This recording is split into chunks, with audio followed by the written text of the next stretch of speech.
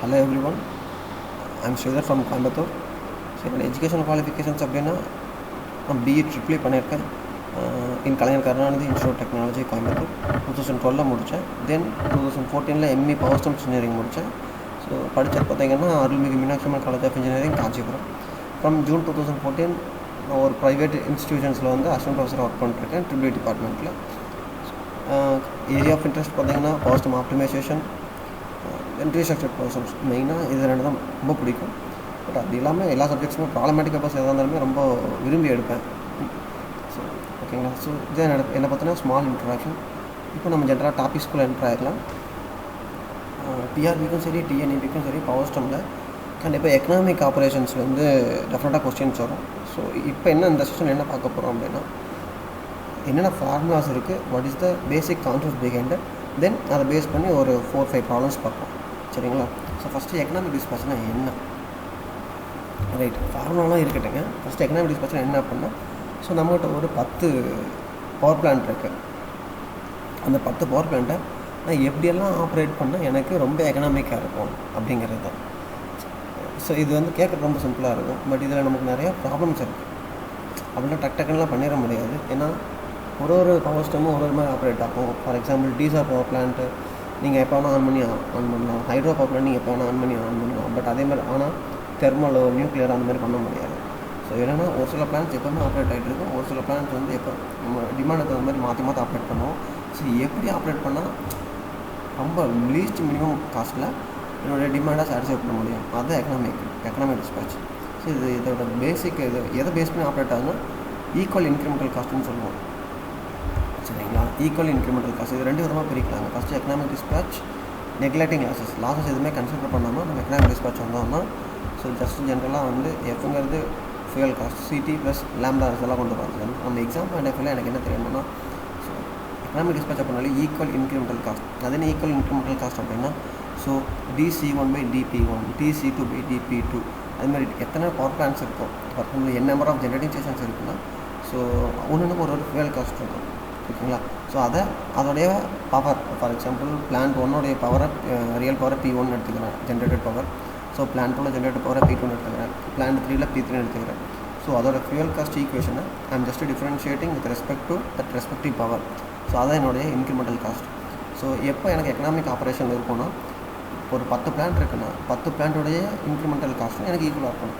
So λ1 = λ2 = λ3 = λ4 up to λ10 வரைக்கும். சரிங்களா. So economic ஆப்ரேஷனாலே ஒரே ஃபஸ்ட் டைம் நமக்கு ஞாபகம் வர வேண்டியது ஈக்குவல் இன்க்ரிமெண்டல் காஸ்ட். சரிங்களா.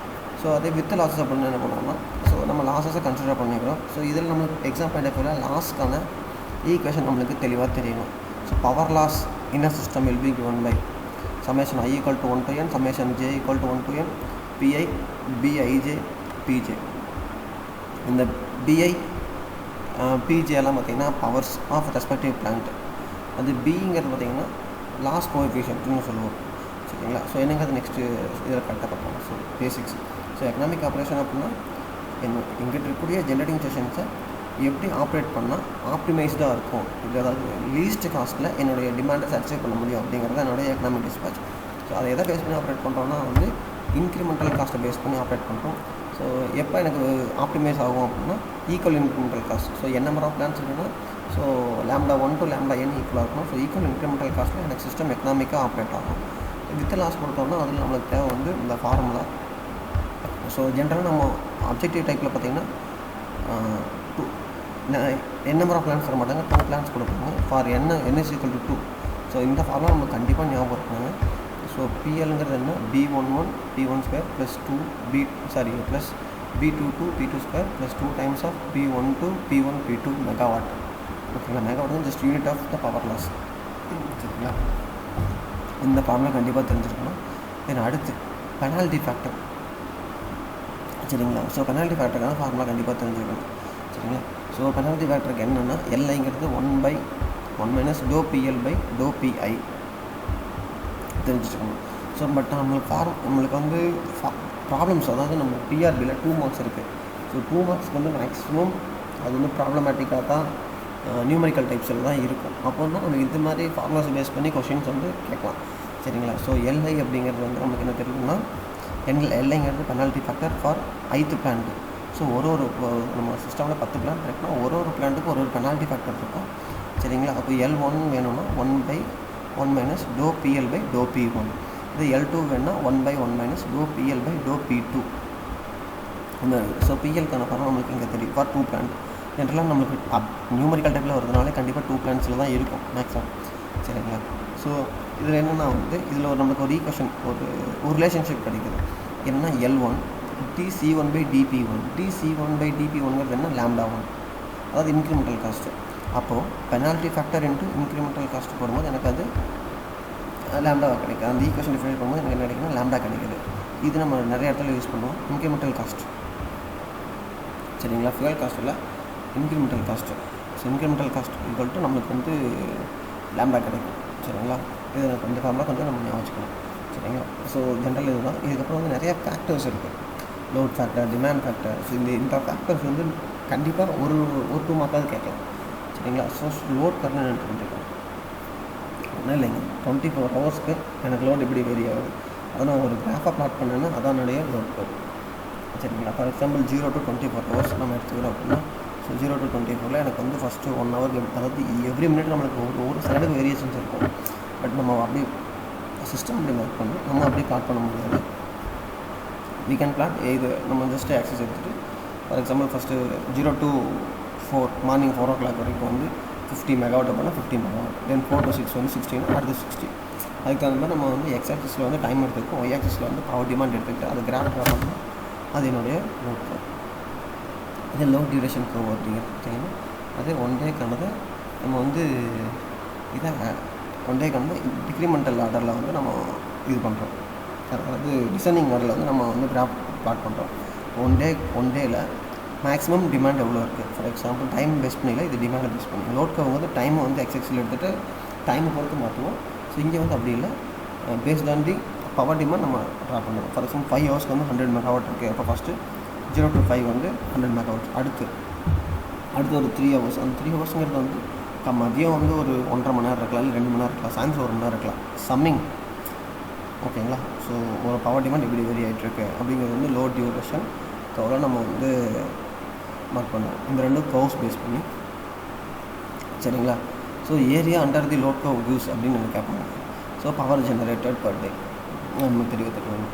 சரிங்களா? ஓகேங்களா? ஸோ அடுத்து நம்மளுக்கு அது வர ஃபஸ்ட் நம்மளுக்கு என்ன தெரியும்னா ஆவரேஜ் லோடு, மேக்ஸிமம் டிமாண்டு தெரியணும், அந்த கனெக்டட் லோடு தெரியணும். இந்த 3 ஃபஸ்ட்டு பேசிக்ஸ். அதுக்கப்புறம் மற்ற ஃபார்முலாஸ் பார்ப்போம். ஆவரேஜ் லோடு அப்படிங்கிறது அது maybe daily or it maybe weekly, monthly or annually. சரிங்களா? ஸோ ஆவரேஜ் லோட் அப்படிங்கிறது நம்பர் ஆஃப் யூனிட்ஸ் ஜென்ரேட்டட் இப்போ டெய்லி ஆவரேஜ் லோடுனா number of units generated in a day by 24 hours. Monthly அப்படின்னா number of units generated in a month. 1 மந்தில் எவ்வளோ power generate பண்ணியிருக்கோம் by number of hours in a month. இப்போ 30 days இருந்தால் 30 × 24. 31 days இருந்தோன்னா 31 × 24. Number of days in number of hours in a month. Yearly average லோடுனா number of units generated in year divide by 8760 just இல்லைங்க 365 × 24. சரிங்களா? So average load நம்ம mark average எடுக்கிறோம்ப்பா. 5 subject இருக்குது, 5 சப்ஜெக்டில் சேர்த்து எவ்வளோ மார்க் வாங்கியிருக்கீங்க, ஆவரேஜ் மார்க் பண்ணால் பை 5. அதே தான் இங்கேயும் பண்ணுறோம். ஆவரேஜ் லோட் அப்படிங்கிறது எவ்வளோ பவர், எவ்வளோ எனர்ஜி ஜெனரேட் பண்ணுறோம் by the particular hours in the period. ஓகேங்களா? அடுத்து கனெக்டட் லோட் அப்படிங்கிறது இது sum of continuous rating of all equipments connected to the supply system. Nothing இப்போ நம்ம வீட்டு எடுத்துக்கோங்க. வீட்டில் கனெக்டட் லோட் அப்படின்னா ஜென்ரலாக எல்லா எக்யூப்மெண்ட்டுமே கனெக்ட் பண்ணியிருப்போம் லைனில். ஆனால் தேவைப்படுறது மட்டும் தான் யூஸ் பண்ணுவோம். ஃபார் எக்ஸாம்பிள் ஃபேன், சரிங்களா, TV, washing machine, grinder, mixie, air cooler, refrigerator, fridge சொல்லட்டுமா, ரைட்டு. இந்த மாதிரி என்ன மாதிரி ஆஃப் எக்யூப்மெண்ட்ஸ் நம்ம வீட்டில் வச்சுருக்கோம். சரிங்களா? பட் எல்லாத்தையுமே என்ன பண்ணியிருக்கோம் டோட்டலி இப்போ 5 ப்ளக் பாயிண்ட் இருக்குது, தென் 10 டியூப்லைட் இருக்குது, ஒரு 0 watts பல்ப் இருக்குது, ஒரு 2 ஃபேன் இருக்குது, ஒரு வாஷிங் மிஷின் இருக்குது, ஒரு மிக்ஸி இருக்குது. ஸோ எதெல்லாம் வச்சுருக்கீங்களோ டோட்டலி அதோட ரேட், அதோட பவர் எல்லாத்தையும் ஆட் பண்ணால் அதை நம்மளுடைய கனெக்டட் லோட் இங்கே நம்மளுடைய சிஸ்டமுக்கு. ஃபார் எக்ஸாம்பிள் நம்ம பார்த்திங்கன்னா நம்ம ஒரு வீட்டுக்கு கொடுக்கும்போது பார்த்திங்கன்னா 1 HP கனெக்ஷன், 3 HP கனெக்ஷன் இந்த மாதிரி எழுதியிருப்பாங்க. ஜென்ரலாக நம்ம வீட்டுக்கோ ஒரு கம்பெனிக்கோ வாட் எவர் இட் மேபி நம்ம பவர் ரேட்டிங் தான் நம்ம என்ன பண்ணியிருக்கோம்னா பவர் வந்து நம்மளுக்கு அந்த மீட்டரில் எழுதியிருப்பாங்க. அப்போ டோட்டலாக ஒரு ஏரியாவில் வந்து எத்தனை ஹெச்பி கனெக்ஷன்ஸ் கொடுத்துருக்காங்க அப்படிங்கிறத கனெக்டட் லோட் நம்ம சிஸ்டம். ஓகேங்களா, ரைட். பட் எல்லாத்தையும் ஒரே டைம் யூஸ் பண்ண மாட்டோம். கண்டிப்பாக வந்து நம்ம ஆல் தி எக்யூப்மெண்ட்ஸ் என்றைக்காவது வீட்டில் வந்து இருக்கிற ஆல் தி எலக்ட்ரிக்கல் எக்யூப்மெண்ட்ஸை சைமல்டேனியஸாக ஒரே டைமில் யூஸ் பண்ணியிருக்கோமா? TV, fridge, washing machine, air cooler எல்லாத்தையுமே ஒரே டைமில் கண்டிப்பாக ஆன் பண்ண மாட்டோம். நம்ம தேவைப்படும் தானே யூஸ் பண்ணுவோம். ஸோ அப்போது கனெக்டர் லோடு மேக்ஸிமம் டிமாண்ட் நம்மளுக்கு எப்படி இருக்கும்? மாறிட்டே இருக்கும். மேக்ஸிமம் டிமாண்ட்ங்கிறது அப்படி நீங்கள் மாற்றி யூஸ் பண்ணும்போது மேக்ஸிமமாக இவ்வளோ டிமாண்ட் வருது, அதுதான் நம்மளுடைய maximum demand. So connector load அப்படிங்கிறது அந்த பேர்லேயே உங்களுக்கு அர்த்தம் புரியும், மேக்ஸிமம் டிமாண்ட் அப்படிங்கிறது உங்களுக்கு புரியும். ஓகேங்களா, ஸோ இதை பேஸ் பண்ணி தான் இந்த ஆவரேஜ் லோடு ஆவரேஜ் டிமாண்ட் அப்படின்னு வச்சுக்கோங்க. Then maximum demand, connector load, இதை 3 பேஸ் பண்ணி தான் ரிமைனிங் ஃபார்முலாஸ் வரும். So first formula load factor. Load factor அப்படிங்கிறது ratio of average load to the maximum demand, average load to the maximum demand அப்படிங்கிறது நம்மளுடைய load factor. சரிங்களா, அதே அடுத்தது டிமாண்ட் ஃபேக்டர். டிமாண்ட் ஃபேக்டர் அப்படிங்கிறது வந்து so maximum demand by connector load. So demand factor வந்து always less than 1 தான் இருக்கும். டிமாண்ட் ஃபேக்டர் வந்து ஆல்வேஸ் லெஸ் தேன் 1 தான் இருக்கும். அதேமாதிரி லோட் ஃபேக்டருமே வந்து ஆல்வேஸ் லெஸ் தேன் 1 தான் இருக்கும். சரிங்களா, ரைட். ஸோ இந்த ரெண்டு ஃபார்முலா தான். ஓகேங்களா, இப்போ நம்ம வச்சுக்கணும் என்ன பார்த்துருக்கோம்னா லோட் ஃபேக்டர் பார்த்துருக்கோம், டிமாண்ட் ஃபேக்டர் பார்த்துருக்கோம். ஸோ லோட் ஃபேக்டர்னால நீங்கள் பார்த்தீங்கன்னா இந்த லோட் ஃபேக்டர் அப்போ நியூமரேட்டரில் ஆவரேஜ் லோட் இருக்கும். Average load divide by maximum demand. So maximum டிமாண்டுக்கும் ஆவரேஜ் லோடுக்கு இருக்கிற ரேஷியோ தான் வந்து நம்மளுடைய லோட் ஃபேக்டர். அதே டிமாண்ட் ஃபேக்டர் பார்த்திங்கன்னா டிமாண்ட் இருக்குது, மேக்ஸிமம் டிமாண்ட் வந்து நியூமரேட்டர் இருக்கும், புதிய கனெக்டர் லோட். ஸோ கனெக்டர் லோடில் எவ்வளோ பர்சன்ட் வந்து நம்மளுக்கு மேக்ஸிமம் டிமாண்டாக இருக்குது. ஓகேங்களா, அடுத்து டைவர்சிட்டி ஃபேக்டர். டைவர்சிட்டி ஃபேக்டர் அப்படிங்கிறது எப்போ நம்ம பார்ப்போம்னா, இப்போது ஒரே பிளான்ட்டுக்கு நம்ம என்ன நம்பர் ஆஃப் சிஸ்டம்ஸுக்கு நம்ம சப்ளை பண்ணுறோம். ஓகேங்களா, அந்த number of system for example இப்போ மேட்டூர் பவர் பிளான்ட் இருக்குது அப்படின்னா மேட்டூர் பவர் பிளான்ட்டில் ஒரு தெர்மல் யூனிட் எடுத்துக்கிறோம். இந்த தெர்மல் யூனிட் வந்து நம்ம ஸோ மதுரைக்கு ஒரு சப்ளை தரேன், கோயம்புத்தூருக்கு ஒரு சப்ளை தரேன். அப்போ இப்போ மதுரைங்கிறது எனக்கு ஒரு லோடு, கம்பைண்டாக எனக்கு அது ஒரு load.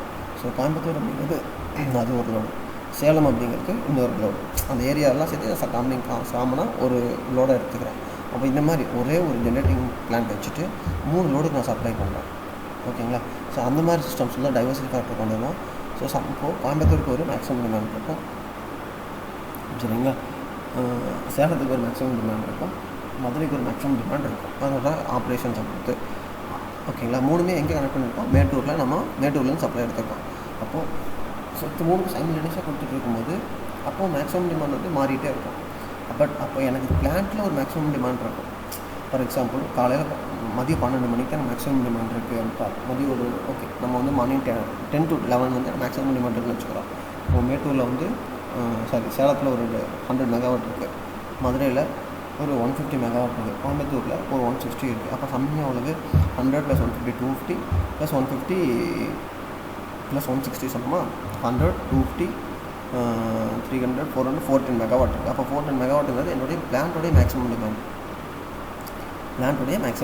So sum of individual maximum டிமாண்டுங்கிறது எனக்கு சேலத்தில் எவ்வளவு, மதுரையில் எவ்வளவு, கோயம்புத்தூரில் எவ்வளவு பை மேக்ஸிமம் டிமாண்ட் வந்து பவர் ஸ்டேஷனில் எனக்கு மேக்ஸிமம் டிமாண்ட் என்ன, இதுக்குள்ளே இருக்கிறதா வந்து என்னுடைய டைவர்சிட்டி ஃபேக்டர். டைவர்சிட்டி ஃபேக்டர் வந்து என்னுடைய பிளான்ட் கெப்பாசிட்டியை நான் டிட்டர்மைன் பண்ணுறதுக்கு ரொம்ப யூஸ்ஃபுல்லாக இருக்கும்.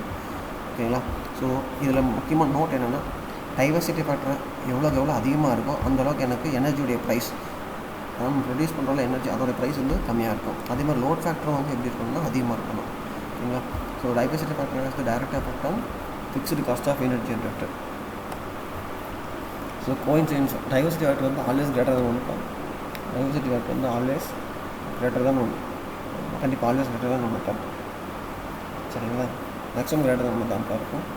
ஸோ அதே கோயின்சிடென்ஸ் ஃபேக்டர் வந்து ரெசிப்ரோக்கல் டைவர்சிட்டி ஃபேக்டர் இது எப்பவுமே லெஸ் தான் 1 தான் இருக்கும். சரிங்களா, ஸோ அடுத்து பிளான்ட்டை வச்சு plant capacity factor, plant use factor, plant utilisation ஃபேக்டர்னு ஒரு 3 ஃபேக்டர்ஸ் இருக்குது. இது வரைக்கும் அது எல்லாமே லோடை பேஸ் பண்ணி, பிளான்ட்டை பேஸ் பண்ணி இல்லை. ஸோ லோடில் வந்து லோட் ஃபேக்டர்னு என்ன, அப்புறம் டிமாண்ட் ஃபேக்டர்னு என்ன, லோட் ஃபேக்டர்னு என்ன. ஸோ லோடு வந்துருச்சா அப்போ நியூமரேட்டரில் கண்டிப்பாக லோடு தான் இருக்கும். இப்போ average load by maximum demand. So அடுத்து டிமாண்ட் ஃபேக்டர் வந்துச்சு மேக்ஸிமம் டிமாண்ட் வந்துடும், maximum demand by connective load. ஓகேங்களா, அடுத்தது டைவர்சிட்டி ஃபேக்டருங்கிறது sum of individual maximum demand by maximum demand வந்து பவர் ஸ்டேஷன். சரிங்களா, ஸோ இந்த 3 ஃபேக்டர்ஸ் வந்து பேஸ்ட் ஆன் லோட் சப்ளை பொறுத்து. அடுத்த 3 ஃபேக்டர் வந்து பிளான்ட்டை பொறுத்து. First plant capacity factor. Plant capacity factor அப்படின்னா actual energy produced by maximum energy that could have been produced. So ஒன்றும் இல்லை, ஃபார் எக்ஸாம்பிள் ஒரு தெர்மல் பவர் பிளான்ட் இருக்குது, ஒரு ஹைட்ரோ பவர் பிளான்ட் எடுத்துக்கலாம். ஓகேங்களா, ஹைட்ரோ பவர் பிளான்ட் கெப்பாசிட்டி வந்து 100 megawatt என்னால் ஜென்ரேட் பண்ண முடியும். அப்போ 100 மெகாவாட் 1 ஹவர் ஜென்ரேட் பண்ணணும்னா 100 மெகாவாட் ஹவர் ஆஃப் எனர்ஜி வந்து நான் ஜென்ரேட் பண்ணுறேன் 1 ஹவரில். இப்போ 10 ஹவர்ஸ் யூஸ் பண்ணுறேன்னா 100 × 10 வந்து 1000 மெகாவாட் ஹவர் ஜென்ரேட் பண்ணுறேன். அதோடைய கெப்பாசிட்டி சரிங்களா, அதோடைய கெப்பாசிட்டி சொல்கிறேன், அவ்வளோதான், வேறு ஒன்றும் இல்லை. சரிங்களா, அதோடைய கெப்பாசிட்டி வந்து அப்படி இருக்குது. சரிங்களா, அப்படி இருக்கும்போது வாட் இஸ் ஹேப்பனிங் அப்படின்னா, பட் என்னால் அக்யூரேட்டாக எல்லா டைமே full power generation achieve 100% efficiency achieve பண்ண முடியுமா? முடியாது. அதோட கெப்பாசிட்டி 100 மெகாவாட்டு. 10 மணி நேரம் 10 மணி நேரம் ஆப்ரேட் பண்ணியிருந்தேன் அப்படின்னா 10 ஹவர்ஸ் ஆப்ரேட் பண்ணியிருந்தேன்னா 1000 மெகாவாட் ஹவர் வந்து ஜென்ரேட் பண்ணியிருக்கணும். பட் 100% எஃபிஷியன்சி பாசிபிளே இல்லை. நான் வந்து ஒரு 80 மெகாவாட் ஜென்ரேட் பண்ணுறேன் 10 ஹவர்ஸ். அப்போ 800 மெகாவாட் என்னால் ஜென்ரேட் பண்ண முடியும். அப்போ ஆக்சுவல் எனர்ஜி ப்ரொடியூஸுங்கிறது 800 megawatt. But maximum energy that could have been ப்ரொடியூஸுங்கிறது 1000 மெகாவாட். அதுக்கான ரேஷியோ தான் என்னுடைய பிளான்ட் கெப்பாசிட்டி ஃபேக்டர். இது பிளான்ட் கெப்பாசிட்டியை பொறுத்து. பிளான்ட் கெப்பாசிட்டி சிம்பிளாக புரிஞ்சுக்கலாம். என்னுடைய மேக்ஸிமம் கெப்பாசிட்டி என்ன, அதில் நான் எவ்வளோ ப்ரொடியூஸ் பண்ணுறேங்கிறது என்னுடைய கெப்பாசிட்டி ஃபேக்டர். சரிங்களா, இதில் ரிசர்வ் கெப்பாசிட்டின்னு சொல்லுவாங்க. சரிங்க, இருங்க, அடுத்து பிளான்ட் யூஸ் ஃபேக்டர் யூஸ் பண்ணுறேன். ஸோ பிளான்ட் யூஸ் ஃபேக்டர் அப்படிங்கிறது பார்த்தீங்கன்னா energy produced by plant capacity into hours of use. So plant use factor. ஓகேங்களா, station output in kilowatt hour. So energy produced by, ஓகேங்களா, actual energy produced இருக்குது, அதே தான் actual energy produced by so plant capacity into hours of use. சரிங்களா, அது என்னுடைய plant use factor. Right, so plant capacity factor இது. So இது plant capacity factor, இது plant use factor. Then plant utilisation factor. Plant utilisation factor அப்படிங்கிறது வந்து maximum demand by plant capacity. ஓகேங்களா, so இது நம்ம ஞாபகம் வச்சுக்கணும். ஸோ இதுலேருந்து அடுத்த ஃபார்முலா எழுதியிருக்காங்க. பிளான்ட் கெப்பாசிட்டி ஃபேக்டர் அப்படிங்கிறது வந்து plant load factor into plant utilisation factor. சரிங்களா, ஸோ இது இந்த ஃபார்முலாஸ் கொண்டு தெரிஞ்சுக்கணும். தென் இந்த இது ரொம்ப ரொம்ப முக்கியம்டா. ரிசர்வ் கெப்பாசிட்டி அப்படிங்கிறது வந்து plant capacity minus maximum demand. இது அடிக்கடி வந்து நம்ம அப்ஜெக்டிவ் கொஸ்டின்ஸில் கேட்குறதுக்கு இது ரொம்ப யூஸ்ஃபுல்லாக இருக்கும். ஸோ ரிசர்வ் கெப்பாசிட்டி அப்படிங்கிறது plant capacity minus maximum demand. Then ரிசர்வ்ஸில் பார்த்தீங்கன்னா வந்து நம்மளுக்கு 3 ரிசர்வ் இருக்குது. ஓகேங்களா, spinning reserve, hot reserve, cold reserve. ஓகேங்களா, ஸோ கோல்டு ரிசர்வ் அப்படிங்கிறது வந்து ரிசர்வ் ஜென்ரேட்டிங் கெப்பாசிட்டி, அது available for service but not in operation. Already சர்வீஸ்க்கு அவைலபிளாக இருக்குது பட் நாட் இன் ஆப்ரேஷன். ஒரு டீசல் ஜென்செட் பேக்கப் வச்சுருக்கல கிட்டத்தட்ட அந்த மாதிரி நம்ம ஆன் பண்ணல, பட் ஆன் பண்ணி சேஞ்ச் ஓவர் மாற்றிட்டா எனக்கு ஆப்ரேட் பண்ணு, எனக்கு சர்வீஸ்க்கு அவைலபிள் தான். பட் ஆன் பண்ணால் எனக்கு ஆப்ரேட் ஆகும். ஓகேங்களா, ஹாட் ரிசர்வ் அப்படிங்கிறது வந்து விச் இஸ் இன் ஆப்ரேஷன், ஆனால் நான் யூஸ் பண்ணாமல் இருக்கேன், சர்வீஸில் கொடுக்காமல் இருக்கேன், அது என்னுடைய ஹாட் ரிசர்வ். கோல்டு ரிசர்வ் அப்படிங்கிறது வந்து which is connected to the bus. அவங்க வந்து நான் பஸ்ஸில் கனெக்ட் பண்ணிவிட்டேன் and ready to take the load, operation இருக்குது, ready to take the load. ஓகேங்களா, இது ஸ்பின்னிங் ரிசர்வ். ஓகே, இது எதுக்கு அந்த ரிசர்வ் கெப்பாசிட்டி, எதுக்காக அந்த ரிசர்வ் கெப்பாசிட்டி யூஸ் பண்ணுறோம் அப்படின்னா, ஃபார் எக்ஸாம்பிள் இப்போ 10 பிளான்ட் இருக்குது, 10 பிளான்ட்லேயுமே ஒரு கொஞ்சம் அமௌண்ட் வந்து நான் என்ன பண்ணுறேன், ரிசர்வாக வைக்கிறேன். பட் பவர் நம்மளால் ஸ்டோர் பண்ண முடியாது, நம்மளுக்கு தெரியும். அப்போ ரிசர்வாக வச்சா அது எனக்கு வேஸ்ட்டு தானே, அதை நம்ம எடுத்து எங்கேயும் ஸ்டோர் பண்ணி வைக்க முடியாது. இப்போ வெங்காயம் தக்காளி நம்ம கல்டிவேட் பண்ணுறோன்னா நம்ம என்ன பண்ணலாம், ஆனியனை வந்து எடுத்து ஸ்டோர் பண்ணி வைக்கலாம். ஆனால் பவர் அப்படி ஸ்டோர் பண்ணி வைக்க முடியாதுல்ல. அப்புறம் எதுக்கு இந்த ரிசர்வ் அப்படின்னு பார்த்தீங்கன்னா, திடீர்னு ஒரு பிளான்ட் 10 ஜென்ரேட்டிங் யூனிட்டில் ஒரு பிளான்ட் வந்து ஃபெயிலியர் ஆகிடுச்சு. அப்போது என்ன பண்ணணும், அந்த ஷார்ட்டேஜ் வரக்கூடிய பவர் ஜென்ரேஷனை நான் என்ன பண்ணணும், பேலன்ஸ் பண்ணணும். அப்போ எங்கே இந்த பேலன்ஸ் பண்ணணும்னா இந்த ரிசர்வ் கெப்பாசிட்டி பேலன்ஸ் பண்ணுவோம். இவங்க அந்த ரிசர்வ் எது கேட்குறாங்கன்னா, ஒரு மெயின்டெனன்ஸ்க்காக சட்டம் பண்ணுறாங்க, இல்லை ஏதாவது ஃபால்ட்டை சட்டம் பண்ணுறோம்னா அப்போ அதை பேலன்ஸ் பண்ணுறதுக்காக யூஸ் பண்ணுறாங்க. இது பேஸ் பண்ணி கொஞ்சம் ப்ராப்ளம்ஸ் பார்க்கலாம். ஸோ ரொம்ப ரொம்ப சிம்பிள். என்ன கேட்டிருக்காங்கன்னா, இன்க்ரிமெண்டல் காஸ்ட் ஆஃப் 2 ஜென்ரேட்டர்ஸ் கொடுத்துட்டாங்க. ஸோ இன்க்ரிமெண்டல் காஸ்ட் கொடுத்துட்டாங்க. ஸோ 0.2 P1 + 60, அடுத்து 0.3 P2 + 40 கொடுத்துட்டாங்க. ரேட்டிங்ஸ் ஆஃப் ஜென்ரேட்டர் கொடுத்துட்டாங்க, அது நம்மளுக்கு தேவையில்லை. என்னோடய லோட் ஷேரிங் எவ்வளோன்னு சொல்லியிருக்காங்க, 200 மெகாவாட்டை ஷேர் பண்ணணும். ஓகேங்களா, 200 மெகாவாட் நான் ஷேர் பண்ணுறேன் அப்படின்னா, ஸோ நான் எப்படி இருந்தால் எனக்கு வந்து P1 வேல்யூ வேணும், P2 வேல்யூ வேணும். எக்கனாமிக் ஆப்ரேஷனுக்கு நாங்கள் எப்படி பண்ணால் எனக்கு எக்கனாமிக்காக இருக்கும் அப்படிங்கிற மாதிரி கேட்டிருக்காங்க. நம்மளுக்கு என்ன தெரியும், லோடு வந்து 200 மெகாவாட். அப்போ நான் என்ன பண்ண போகிறேன், 2 பிளான்ட் இருக்குது. அப்போ P1 சம் பவர் கொடுக்க போகிறேன், P2 சம் பவர் கொடுக்க போகிறேன். ரெண்டு யாருன்னா 200 மெகாவாட். அப்போ P1 + P2 வந்து 200 மெகாவாட். ஸோ நம்மளுக்கு என்ன தெரியும், ஆப்டிமம் ஷெட்யூலிங், எக்கனாமிக் ஷெட்யூலிங் என்ன, இன்க்ரிமெண்டல் காஸ்ட் ரெண்டுமே ஈக்குவல்னு பார்த்தோம். அப்போ IC1 IC2 ஈக்குவல். இப்போ 0.2 P1 + 60யும் 0.3 P2 + 40யும் ஈக்குவல். அப்போ இதில் என்ன பண்ணலாம், ஒரு ஈக்குவேஷன் ஒன்று கொண்டு வரலாம். ஸோ அப்போ நம்மளுக்கு 2 அல்ஜெப்ரிக் ஈக்குவேஷன் கிடச்சிருச்சு. ரெண்டையும் சால்வ் பண்ணால் நம்மளுக்கு சிம்பிளாக முடிஞ்சிருச்சா. ஸோ P1 P2 ஃபைன் பண்ணிடலாம். ரைட்டு. ஸோ அப்படி ஃபைன் பண்ணால் P1ங்கிறது 80, P2ங்கிறது 120. ஸோ ஆப்ஷன் பி தான் நம்மளுக்கு ரைட் ஆன்சர். ஓகேங்களா. அதே சேம் கைண்ட் ஆஃப் ப்ராப்ளம். சரிங்களா. பட் எனக்கு என்னென்னா டிமாண்ட்ஸ் வேல்யூஸ் மட்டும் மாற்றி கொடுத்துருக்காங்க. So P1 + P2. So incremental cost வந்து IC1 கொடுத்துருக்காங்க, தென் IC2 கொடுத்துருக்காங்க. Economic allocation of total load வந்து 250 மெகாவாட்னு சொல்லிட்டாங்க. ஸோ 250 மெகாவாட் அப்படின்னா P1 + P2 வந்து 250. தென் இன்க்ரிமெண்டல் காஸ்ட் ரெண்டுமே ஈக்குவல். ஸோ அதுலேருந்து ஒரு ஈக்குவேஷன் கிடைக்கும். ரெண்டையும் சால்வ் பண்ணால் எனக்கு ஈக்குவேஷன் கிடைக்குது. எகெயின் ஆப்ஷன் பி தான் என்னுடைய right answer. Then power generated by 2 plants கொடுத்துட்டாங்க. P1 கொடுத்துட்டாங்க, P2 கொடுத்துட்டாங்க. லாஸ் கோஎஃபிஷியன்ஸ் கொடுத்துருக்காங்க. B11, B22, B12 கொடுத்துருக்காங்க. பவர் லாஸ் கேட்குறாங்க. நம்ம பவர் லாஸ்க்கான ஃபார்முலா நம்ம ஆல்ரெடி பார்த்தோம். PLங்கிறது என்ன, B11 P1² + B22 P2² + 2 B12 P1 P2ன்னு பார்த்தோம். ஸோ இது எல்லா வேல்யூஸும் நம்ம கொஸ்டினை டேரெக்டாக கொடுத்துட்டாங்க. ஜஸ்ட்டு சப்ஸ்டியூட் பண்ணால் வேலை முடிஞ்சுது. ஸோ B11 வேல்யூ என்ன, 0.001 × P1² + B22 வேல்யூ என்ன, 0.0025 × P2² 40² + 2 × B12 என்ன, -0.0005. ஸோ இன்ட்டு P1ங்கிறது 50, P2ங்கிறது 40. இதை சால்வ் பண்ண எனக்கு என்ன கிடைக்கும் அப்படின்னா வந்து 4.5 மெகாவாட் கிடைக்கும். ஓகேங்களா. So next if for given alternator என்ன, எக்கனாமிக் ஆப்ரேட்டிங் மோட் சொல்லிட்டாங்க. இன்க்ரிமெண்டல் காஸ்ட் வந்து கொடுத்துட்டாங்க. DPL பை அதாவது ∂PL/∂P அப்படி கொடுத்துருக்காங்க. ஓகேங்களா. ∂PL/∂Pங்கிறது இன்க்ரிமெண்ட், ∂PL/∂Pங்கிறது என்ன, இன்க்ரிமெண்டல் டிரான்ஸ்மிஷன் லாஸ் கொடுத்துட்டாங்க. ஓகேங்களா. இன்க்ரிமெண்டல் காஸ்ட் கொடுத்துட்டாங்க, இன்க்ரிமெண்டல் டிரான்ஸ்மிஷன் லாஸ் கொடுத்துருக்காங்க. தென் நம்மளுடைய இன்க்ரிமெண்டல் காஸ்ட் லாம்டா கொடுத்துட்டாங்க. சரி, இப்போ என்னுடைய பவர் ஜென்ரேஷன் கேட்குறாங்க. பவர் ஜெனரேஷன் கேட்குறாங்க. ஓகேங்களா. ஸோ லாம்டாக்கு என்ன ஃபார்முலா அப்படின்னா, ஓகேங்களா, so lambda equal to incremental cost by 1 - DPL/DP. ஜென்ரலாக வித்தவுட் லாஸ் அப்படின்னா வந்து லாம்டாங்கிறது இன்க்ரிமெண்டல் காஸ்ட் ஈக்குவலாக இருக்கும். நார்மலாக லாம்டாங்கிறது which is equal to incremental cost. எப்போனா வித்தவுட் லாஸஸ், நான் லாஸஸை நெக்லெக்ட் பண்ணிட்டேன் அப்படின்னா, லாஸு இல்லைனா. பட் இங்கே என்ன சொல்லிட்டாங்க, லாஸஸ் கொடுத்துட்டாங்க. ஸோ லாம்டாங்கிறது என்ன, இன்க்ரிமெண்டல் காஸ்ட் ஈக்குவலாக இருக்கும். பட் எனக்கு லாஸஸ் கொடுத்துட்டாங்களா. So by 1 - incremental transmission loss. So DPL/DP. அப்போ என்ன பண்ணலாம், இதான் சரி கொண்டு போகலாம். ஓகேங்களா. கரெக்டாக DPL/DP என்ன சொல்லிட்டாங்க, 0.2 சொல்லிட்டாங்க. 1 - 0.2 0.8. 1 - 0 பாயிண்ட் அப்படியே வச்சுருக்காங்க. 1 - 0 பாயிண்ட் அப்படியே வச்சுட்டாங்க. லாம்டாங்க 25. அப்போது இது கன்சிடர் பண்ண போனால் மல்டிப்ளை ஆகும். 25 × 1 - 0.25 அப்படிங்கிறது என்ன, இன்க்ரிமெண்டல் காஸ்ட் வந்து 0.012P + 8 கொடுத்துட்டாங்க. ஸோ ஜஸ்ட் 25 இன்ட்டு இங்கே என்ன பண்ணலாம், 0.8 வரும். ஸோ 25 × 0.8 போடணும். எவ்வளோ கிடைக்கும், 25 × 0.8. ஸோ 40 கிடைக்குமா, 40 கிடைக்கும். கரெக்ட் தானே. 25 × 0.8. ஓகே, 40 கிடைக்காதோ, சரி 4 கிடைக்குமா. எதுக்கு அவ்வளோ குழப்பம். 25 × 0.8